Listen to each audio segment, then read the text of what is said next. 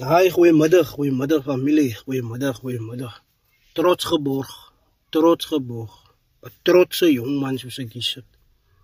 Ja, die ligas het gister plek gevat. Ons almal het gesien, ons almal het gevaar. Weer eens, die hand van die Here oor elke player se lewe. En nou wil ek sommer so sê aan hy, wat nou vandag terugploeg het in die kerk. Baie dankie daarvoor, I salute you for dit. Because I win or lose, jy moet gaan dankie sê. Onthou die Here se genade is vir elke mens genoeg op die aarde. Of wat ons nou wil hoor of nie, sy genade is genoeg vir ons. Maar nie te min, rondom gister, ons almal het mos nog geweet.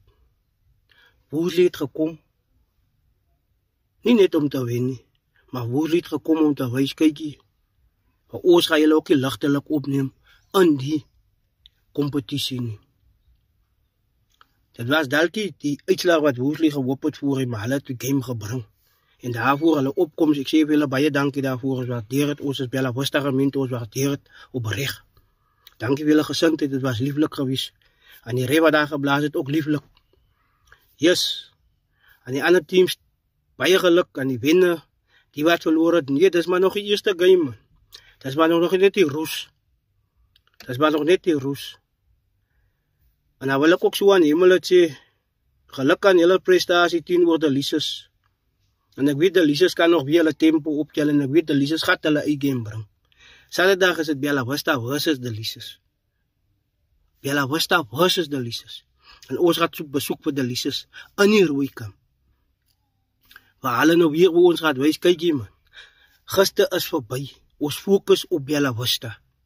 En nou wil ek ook so vir die Lises bemoedig weer vir hulle te sê, ons is ook 'n span wat ook nie overleen nie. Hy is wie ons is, vreesloos getrou, Bella Vista. Hy is vir liefde, house of pain. Maar ek onderskat nie vir die Lises nie. Ek onderskat nie 'n span nie. Baie gesê, julle moet 'n geseënde dag hê. En wees lief vir mekaar. En remember the name, man. Vivian Gilbert Gazoon van Rooi. Ek is van die Bella Vista. Win or lose. Hy is wie ek is. Hy is wie ons is.